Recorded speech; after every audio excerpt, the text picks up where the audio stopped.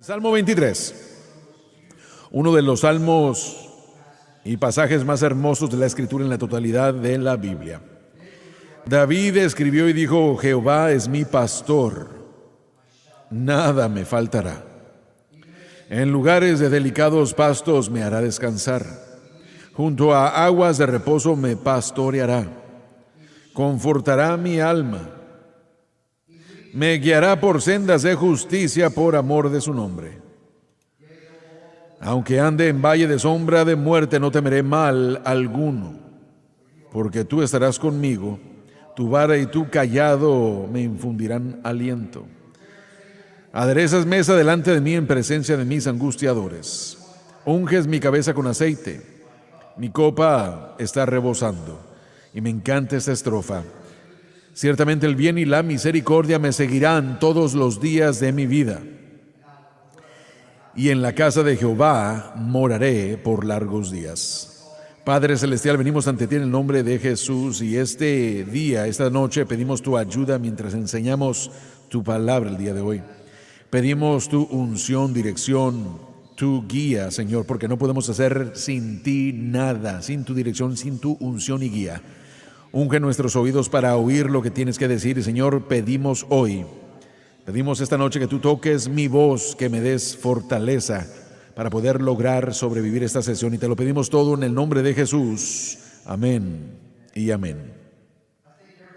Creo que todos pueden entender que fuera de Juan 3:16, el Salmo 23 probablemente es uno de los pasajes más citados y más populares de la Escritura en la totalidad de la palabra de Dios. Es un pasaje de la Escritura que mucha gente busca cuando se enfrentan con una crisis. Es un pasaje que multitudes de creyentes han encontrado consuelo y refugio en medio de la tormenta. Y aún así, Charles Spurgeon, él hizo esta declaración que el Salmo 23 es la perla de los salmos. Piensen en eso, la perla de los salmos. Como ya saben, David escribió este salmo en particular, pero hay muchas filosofías diferentes en cuanto a cuándo escribió este salmo. Hay personas que mantienen y sostienen que él escribió esto cuando estaba en su temprana edad, pero hay otros autores, y realmente a mí me gusta creer que, ahora este es mi pensamiento, mi pensar que él no escribió esto siendo un joven, sino que lo escribió cuando ya era un anciano, un hombre ya vivido, una persona que ya había pasado por experiencias, que había enfrentado circunstancias que son tan bajas que ni siquiera se pueden describir. Y él se fija en su vida, y por supuesto, tomando esta idea, sabiendo de que esta era su profesión en cierto momento cuando adolescente, él era pastor. Sin duda alguna, él podía ver su vida y darse cuenta de que la mano de Dios lo guió, lo instruyó, lo disciplinó en ocasiones, pero también lo dirigía a esos pastos verdes.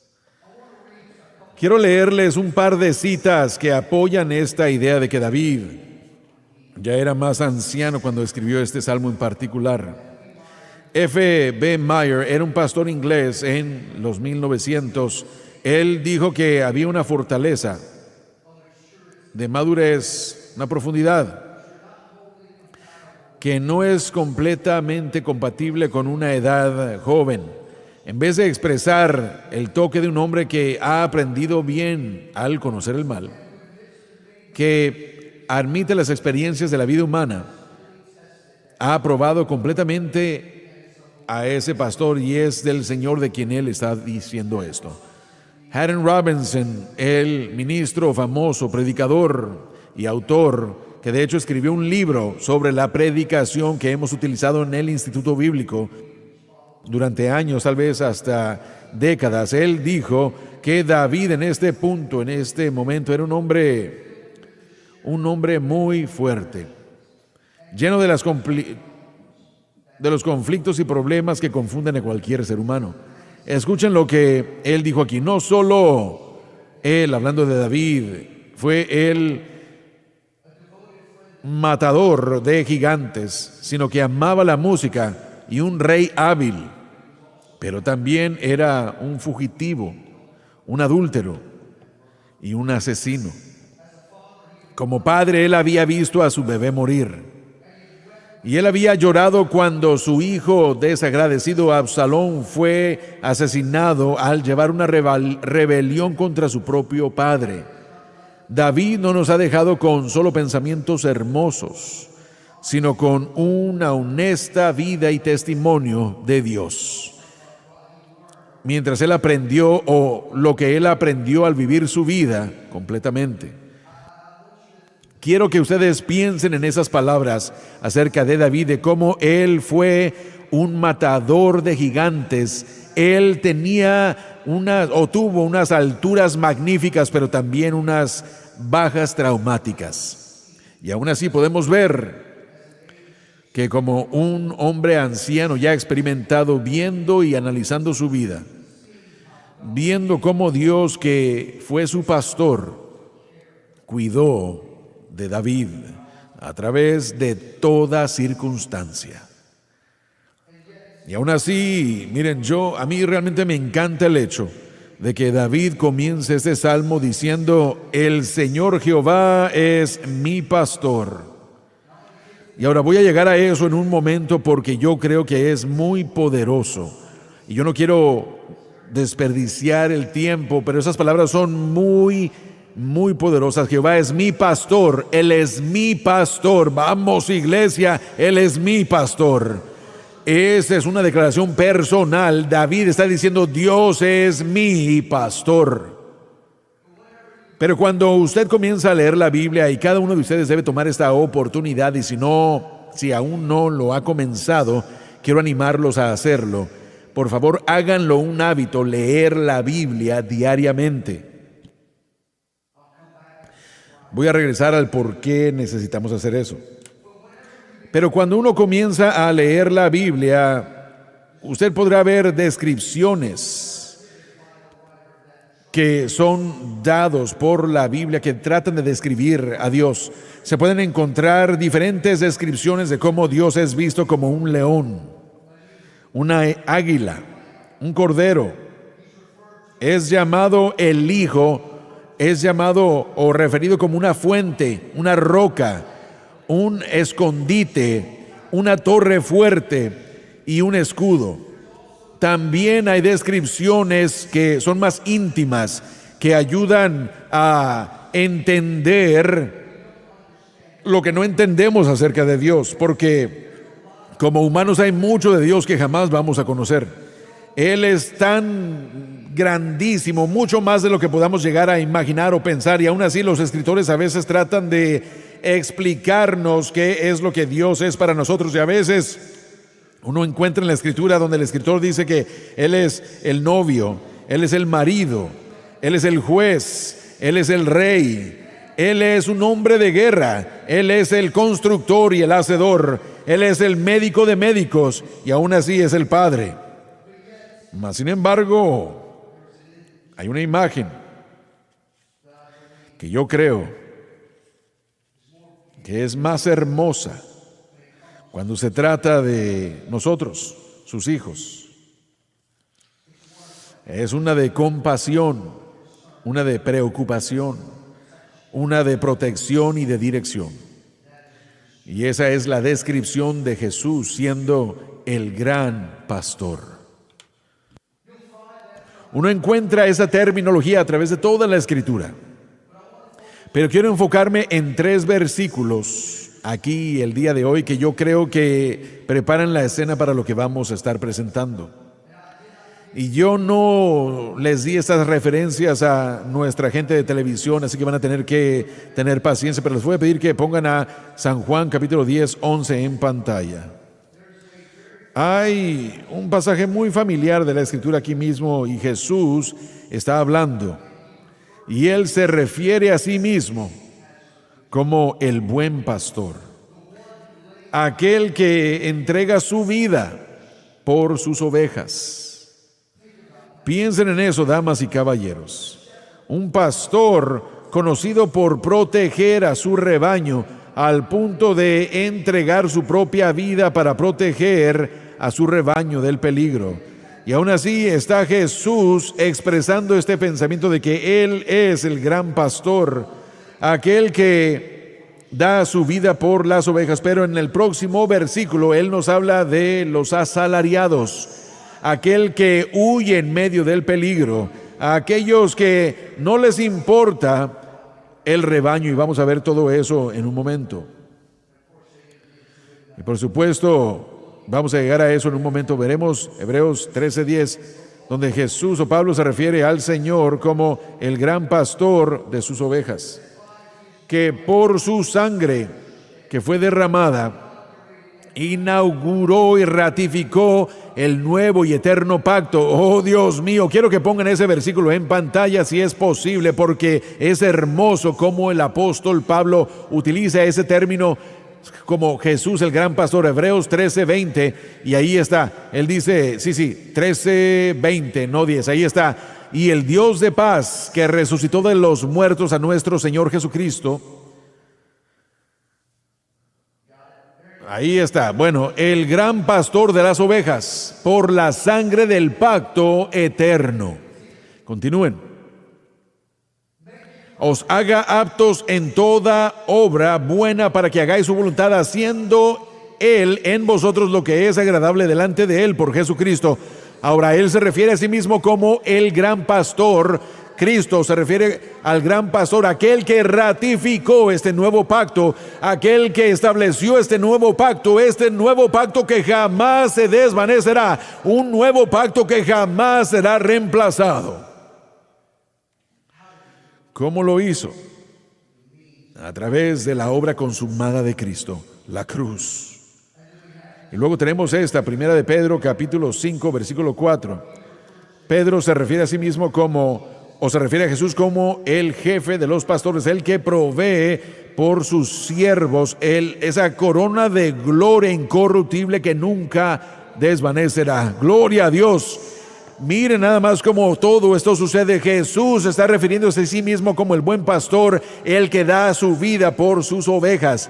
Pablo se refiere a Jesús como el gran pastor que a través del derramamiento de su sangre inauguró y ratificó un nuevo pacto, este pacto nuevo y eterno que jamás desvanecerá. Y luego Pedro refiriéndose a Cristo como el gran pastor, el príncipe de los pastores, que le dará a sus seguidores, a todo hijo de Dios, una corona incorruptible de gloria que jamás desvanecerá. Alguien debería alegrarse por eso, iglesia. Ese es el tipo de Dios al que le servimos. El pastor. ¿Y qué pastor es Él? Esta imagen del pastor es tan importante porque cuando estaba haciendo investigaciones sobre el pastor y todo esto, hice unos resúmenes para poder hacerlo en unas cuantas oraciones. Cuando se trata de un pastor, sea un hombre o una mujer, preferiblemente un hombre que protege a su rebaño.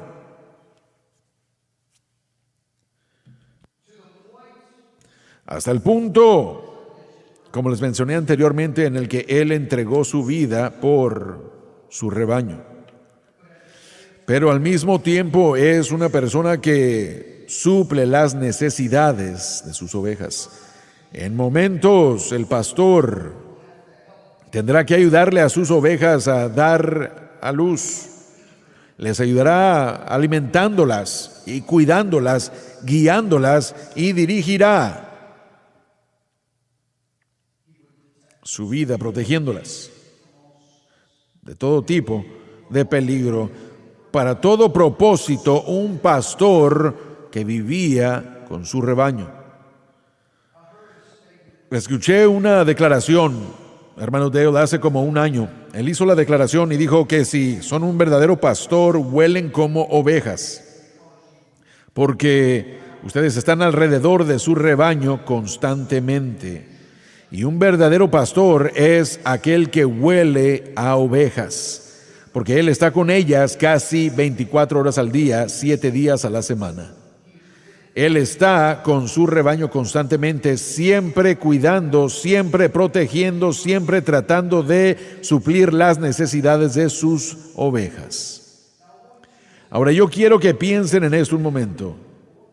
Quiero que pongan Juan 10:11 de vuelta en pantalla. Nunca llegaron a esto, así que no es tan difícil.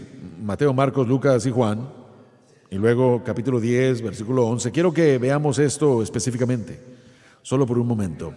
Porque quiero que vean la diferencia entre lo que un pastor es y lo que un asalariado es. Porque sí hay una gran diferencia entre los dos. Jesús dice en el versículo 11, yo soy el buen pastor su vida da por las ovejas.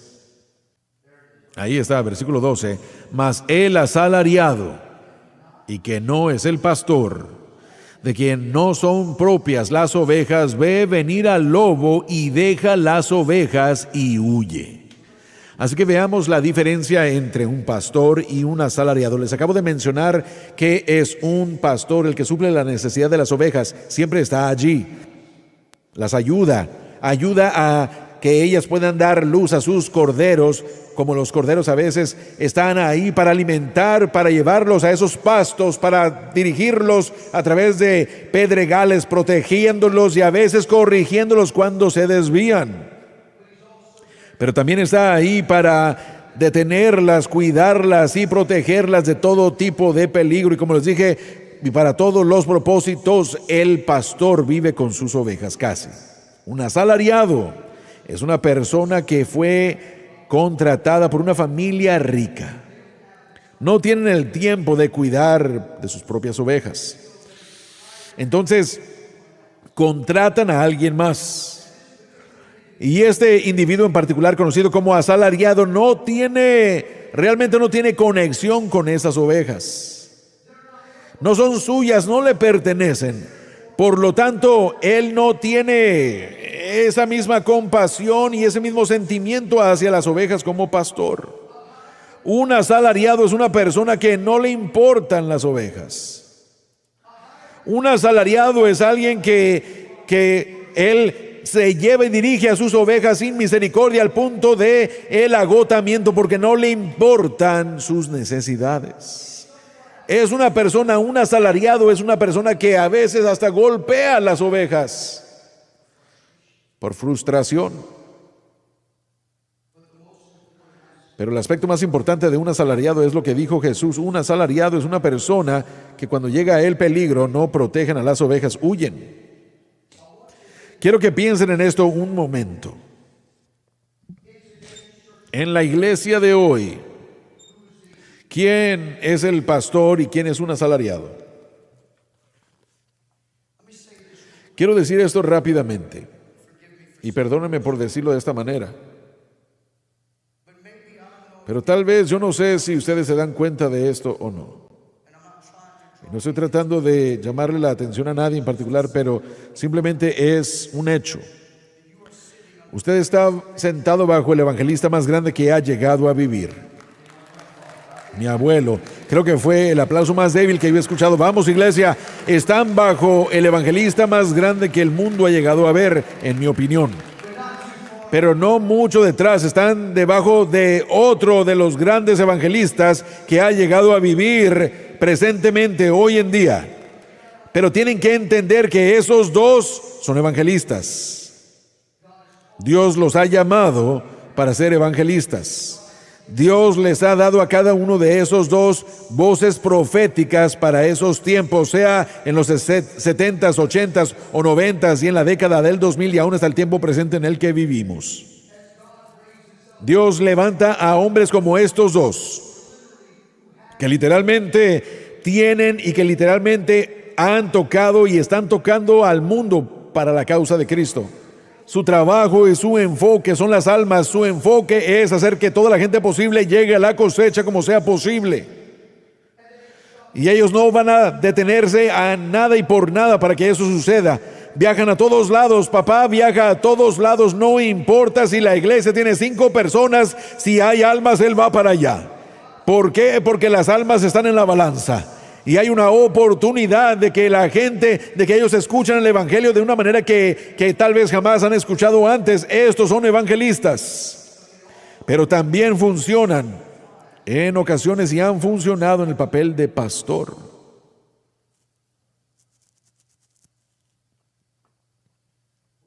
Pero cuando se trata de eso, yo no soy un evangelista. Ese no es mi llamado. Mi llamado no es viajar por el mundo para ver que la gente llegue. Lo que Dios me ha llamado a mí a hacer es pastorear. Es lo que yo soy. Eso es quien yo soy. Y quiero decirles una cosa. Yo no lo hago por ninguna otra razón excepto por ustedes. Nosotros no hacemos lo que hacemos por ninguna razón excepto por ustedes.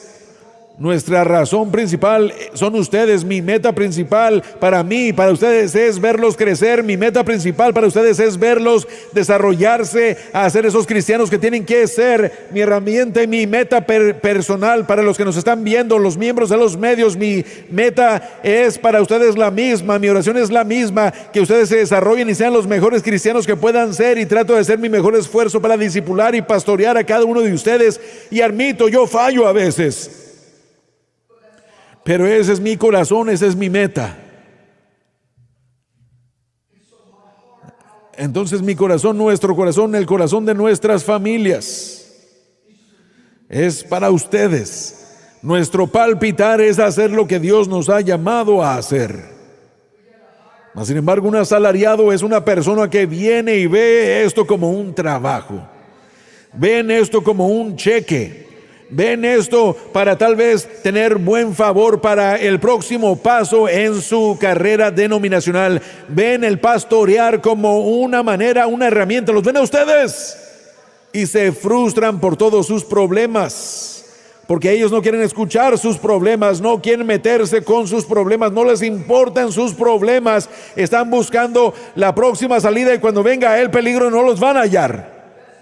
Esa es la diferencia entre, lo voy a decir de esta manera, entre el gran pastor que le importa cada una de sus ovejas, a diferencia de cualquier asalariado que no le importa a nadie más que sí mismo.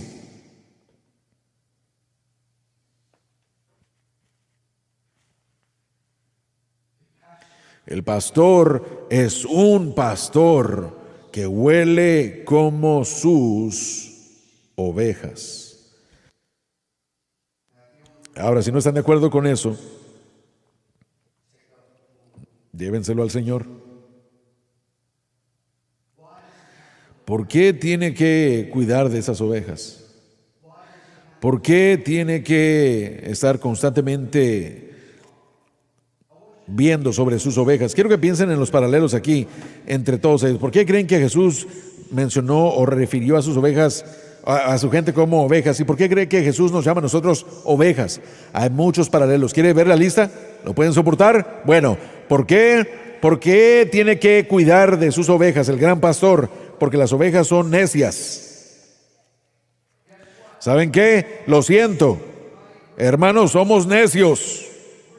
No somos muy inteligentes todo el tiempo. Cometemos decisiones erróneas. Vemos eso y decimos, no me gusta esto, yo me voy para acá, sin saber que hay peligro adelante, y no nos importa. Somos necios. Las ovejas no son los animales más astutos en el reino animal. Ni tampoco nosotros. Recuerdo, escuché a alguien decir esto una vez. Este hombre estaba hablando con otra persona, y esta persona era un hombre inteligente, brillante, muy educado, muy aprendido, pero él no era demasiado inteligente sobre cosas. Me volteó a ver y me dijo, tú eres la persona más inteligente, necia que yo he conocido. Y Jesús a veces tal vez nos ve y nos dice, tú eres la persona más inteligente y necia que yo he conocido. No somos exactamente muy inteligentes todo el tiempo. Pero ¿qué más? Las ovejas son tercas. Mi esposa me dice todo el tiempo: tú eres la persona más terca que yo he conocido. Yo le digo: hermana mía, esposa, mire, ¿has conocido el resto de los hombres en mi familia? Es un gen en la familia Swagger que nos hace tercos. Y si no me creen, vengan a vivir con nosotros unos días y van a ver que los hombres Swagger son de los más tercos del planeta. Y cuando encontramos que esto es lo que queremos hacer, no hay cómo nos van a cambiar de parecer. Pero a veces las ovejas son tercas. Y así también nosotros. ¿Cuántas veces nosotros levantamos nuestro puño contra Dios por nuestra terquedad, diciendo: nunca voy a tomar ese camino tuyo? Somos tercos. Las ovejas son defensas. ¿Saben qué? Espiritualmente nosotros somos indefensos. No hay nada que podamos hacer nosotros solos para defendernos con nada que nosotros podamos hacer. Miren, yo estoy trabajando hacia mi doctorado, pero mi educación no me va a defender. Vamos, hermanos. Mi educación no me va a defender, su educación no los va a defender a ustedes. Pueden tener todo el dinero del mundo y ese dinero no va a defender a nadie. Usted puede ser la persona más terca del mundo y esa terquedad no va a defender a nadie. Espiritualmente hablando, somos indefensos, tal como las ovejas. Cuando se trata de los ataques del enemigo, no tenemos nada con qué defendernos nosotros mismos, nosotros solos. Tal como las ovejas no tienen nada con qué defenderse, las ovejas no tienen un sentido de dirección. Sin Dios no sabemos a dónde ir. Sin Dios vamos a irnos por acá. Sin Dios vamos a irnos por allá donde no haya camino que sea completamente contrario a su voluntad. No tenemos sentido de dirección. ¿Y qué tal les gusta esa? Las ovejas les encanta vagar. Nosotros también. Lentas en reconocer el peligro. También nosotros. Nerviosas e inquietas. También nosotros. Fácilmente se emocionan y se asustan. También nosotros. Pero hay algunas cosas, hay una cosa que las ovejas sí hacen bien. Y eso es conociendo la voz de su pastor. Quiero regresar a lo que les dije en el principio de esta enseñanza. Si aún no han comenzado ni han desarrollado un hábito de leer la palabra de Dios todo y cada día, tienen que detener eso y tienen que comenzarlo desde ya. Tienen que comenzarlo esta noche, porque ¿cómo sabrá usted o conocerá la voz de su pastor? A través de la lectura de la palabra de Dios, desarrollando una vida de oración, porque sin estas dos cosas jamás escuchará la voz de Dios. Estoy aquí para decirles que una de las únicas maneras de escuchar, no solamente pero la más importante de las maneras para escuchar la voz de Dios es a través del estudio de la palabra de Dios, desarrollando una vida de oración, teniendo esa comunicación con nuestro Padre Celestial, porque si usted no habla con Él, ¿de qué sirve una relación cuando no hay comunicación? ¿De qué sirve una relación cuando solamente hay una comunicación de un lado nada más? Para que haya una relación exitosa, tiene que saber que la otra persona habla y usted tiene que conocer su voz. Tiene que conocer la voz de la otra persona. Cuando se trata de una relación con Dios, hay voces allá afuera tratando de imitar a Dios y poder llamarle la atención y sacarlos de donde tienen que estar. Por eso es que usted tiene que conocer y buscar esa voz del Señor, porque cuando usted conoce la voz de su pastor, usted va a seguirlo a cada paso del camino. Desarrolle su vida de oración ahora mismo, comience a entrar a la palabra ahora mismo. Eso le ayudará a conocer la voz de su pastor. Regresando a lo que les dije al principio, a este punto quiero llegar, este es el enfoque. David hubiera podido decir cualquier cosa. Él hubiera podido decir que el Señor Jehová es un pastor. Él hubiera podido decir que Jehová es el pastor, pero no lo hizo. Él hizo esto personal diciendo: Jehová es mi pastor. Lo cual significa que cuando David escribió esto, él no escribió esto desde la perspectiva de un pastor, de su profesión anterior. él escribió esto desde la perspectiva de una oveja. Vamos, iglesia. Él escribió esto desde la perspectiva de una oveja, porque en ocasiones David era necio, en ocasiones David era terco, en ocasiones él era indefenso, él no tenía sentido de dirección, era propenso a vagar, lento en reconocer el peligro, nervioso e inquieto, fácilmente emocionado y asustado. Escribía esto desde la perspectiva de una oveja. Y aún así él dice: Jehová es mi pastor. Él hizo esto personal. Él hizo esto personal para que todo y cada uno de nosotros, cuando nosotros leemos esto, no estamos leyendo esto solo las palabras de David. Y si usted es una persona ya experimentada, anciana, ya ha vivido la vida, cuando usted ve y escucha estas palabras y lee todo esto: Jehová es mi pastor, usted está haciéndolo personal. Usted está diciendo: yo sé que tienen muchas ovejas, pero tú eres mi pastor. En singular, no hay ningún otro pastor que yo siga. Tú eres mi pastor.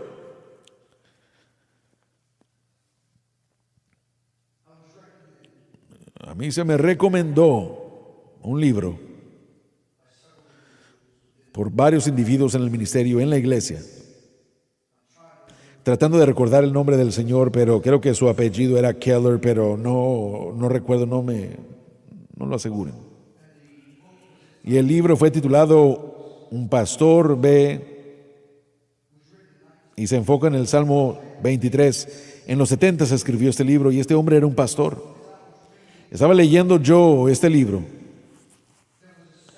Hubo una sección en este primer capítulo que me llamó la atención y lo leí 2 o 3 veces solo para asegurarme de estar leyéndolo bien.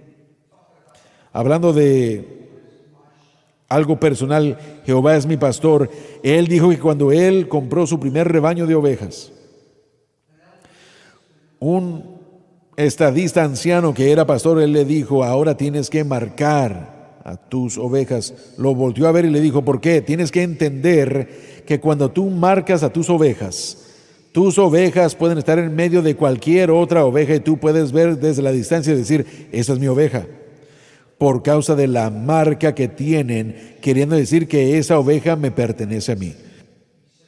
Y él dijo: ¿pero qué es lo que puedo hacer? Él dijo: el proceso de sellar a tus ovejas, tienes que tomar esa oveja, tienes que ponerla de su costado con su oreja en un pedazo de madera, un bloque de madera, y tienes que tomar una navaja, un cuchillo, y tienes que comenzar a cortarle esa oreja, un patrón, y marcar algo que sea distinguible desde cualquier otra oveja a su alrededor, que cuando tú estés a la distancia puedas ver las diferentes ovejas y puedes decir: esa es mía allí, esa es mía allá, por causa de la marca en su oreja. Y él hizo esta declaración. Él dijo: esto no fue lo más placentero, no solo para las ovejas, pero para mí también. Esto no fue placentero para mí, escuchando a la oveja llorar, gemir, mientras marcaba yo su oreja. Yo siento tanto como la oveja lo siente. Lo siente porque es su oveja, le pertenece a él. Y uno no quiere hacerle nada para causarle dolor o algún tipo de quebranto, pero tiene que haber una marca distinguible que separe a esa oveja de todas las demás. Fue algo doloroso para la oveja y para mí. Pero luego él dijo: yo encontré un paralelo en el Antiguo Testamento. Cuando un esclavo estaba en un hogar de una familia hebrea, y si tomaba la decisión de el esclavo que se le permitía bajo la ley en el antiguo pacto, si ese esclavo con su propia decisión decía: yo no me voy, yo quiero quedarme en esta familia porque esta familia me ha tratado como que yo soy parte de su familia, me han tratado como un hijo, me han tratado como un príncipe en esta familia, me han cuidado, me han ayudado, y de mi propia voluntad no me voy, yo quiero permanecer. como parte de esta familia. ¿Saben cuál era el proceso? El dueño de ese hogar, de ese esclavo, tomaba al esclavo, ponía su oreja contra la puerta y él lo marcaba, traspasando su oreja con un arete, significando: él es parte de mi familia, es mío, le pertenece a esta familia, no le pertenece a nadie más. De su propia voluntad, él tomó la decisión de ser marcado por esta familia, diciendo: le pertenezco yo a él, a esta familia. ¿Qué es lo que sucede hoy? Ciertamente no sucede el día de hoy, Pastor Gabe. No, claro que sí, pero no físicamente. Porque miren, por su propia voluntad, cuando usted toma esa decisión y usted le dice sí a Jesús, usted tiene que entender de que todos los demás, Él lo vio a usted. Él lo levantó a usted de entre una multitud y Él dijo: yo quiero a ese, a esa, esos son los que yo quiero. Y por su propia voluntad y por su decisión, cuando usted dice: Señor, yo quiero ser parte de su familia, perdóname de mis pecados, ven y entra a mi corazón y a mi vida. Yo te hago a ti el Señor de mi vida para siempre y jamás. ¿Saben qué es lo que Dios hace? Él los marca. Vamos, hermanos, escuchen, Él los marca. No físicamente, Él no los marca en la oreja, sino que los marca en el corazón. Y usted sabe cuál es esa marca. Esa marca es la cruz. Esa marca es la cruz. Él los marca en su corazón y dice: ese me pertenece a mí. Por eso cuando usted sale de este edificio y entra a la ciudad de Baton Rouge, todo mundo debe saber que esa es una persona que le pertenece a Dios, no le pertenece a nadie más, no le pertenece al diablo, no le pertenece a juegos, no le pertenece a la gente, le pertenecen a Dios. Y Dios los ve y dice: ese me pertenece a mí, porque Él los ha marcado desde su corazón a través de la cruz. ¿Quieren saber por qué pueden decir que Dios es su pastor? Por causa de lo que Él ha hecho por ustedes. ¿Quieren saber por qué pueden decir: Jehová es mi pastor? Por lo que Él ha hecho por ustedes. Porque Él los ha marcado con su sangre preciosa. Él los ha marcado con la señal de la cruz, por decir así, en su corazón, y ha dicho: ese me pertenece a mí. Él es mi oveja, ella es mi oveja. Y Él puede hacer distinción entre ustedes, una multitud de 1,000 millones de personas. Él puede distinguirlos de entre una multitud de 8,000 millones de personas. Puede ver desde el cielo y decir: ese es mío, ese está marcado, aquel está marcado, aquel está marcado. Y por causa de eso, usted puede hacer este salmo personal diciendo: no solamente es el pastor de David, no solamente es el pastor del hermano Swagger, no solamente es el pastor del hermano Donnie, ni tampoco el pastor del pastor Gabe. Él es mi pastor, Él es mi pastor, yo le pertenezco a Él. Y ahora mismo no me importa quién sea usted, no me importa qué es lo que hayan hecho en la vida, mientras nuestros salmistas y músicos regresan, pueden hacerlo a Él su pastor personal también. Todo lo que tienen que hacer es solo hacerlo el Señor de su vida. Y no importa qué es lo que estén haciendo o hayan hecho. No importa en qué hayan estado involucrados. El momento en el que le dicen sí a Jesús, ustedes pueden decir como David dijo: Jehová es mi pastor. Él es mi pastor. Y quiero orar con ustedes ahora mismo. Quiero que todos cierren sus ojos, inclinen sus rostros, nadie viendo alrededor, todos ustedes viendo y escuchando. No le han dicho sí a Jesús, o tal vez hay algunos de ustedes que tal vez no hayan aceptado a Cristo Jesús. Yo creo que cada uno de ustedes lo ha hecho, pero si no, quiero que hagan esta oración, sabiendo esto, que decir palabras no hacen nada para nadie. Creyendo estas oraciones, eso es lo que Él los salvará. Y esto es lo que va a cambiarlos. Quiero que lo digan con nosotros y que lo crean con todo su corazón, con toda su alma, con todo su ser. Quiero que todos en este lugar lo repitan para ayudarles a tener fortaleza. Repítanlo conmigo y díganlo. Querido Padre Celestial, yo vengo a ti en el nombre de Jesús. Me arrepiento de mis pecados, de la manera en que he vivido y en las cosas que he hecho. Perdóname, lávame, límpiame de toda injusticia. Con mi boca yo confieso al Señor Jesús. En mi corazón yo creo que Dios resucitó a Jesús de entre los muertos y Él vive. Y en este momento yo creo que soy lavado, que soy limpio, que soy perdonado, que yo soy salvo. Demos al Señor palmas de alabanza el día de hoy. Vamos, por favor, puestos todos de pie, todos en este auditorio, extiendan sus manos hacia el cielo ahora mismo y comencemos a tener un momento de adoración antes de partir de aquí.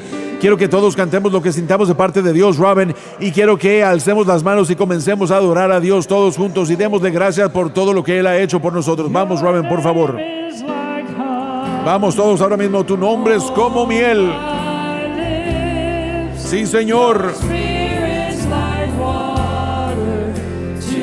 Sí, Señor. Tu palabra es lámpara a mis pies. Sí, Señor.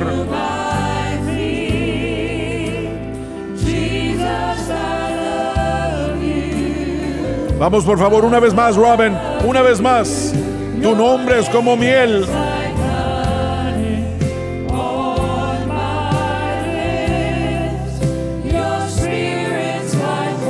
Tu espíritu es como agua para mi alma. Oh, y tu palabra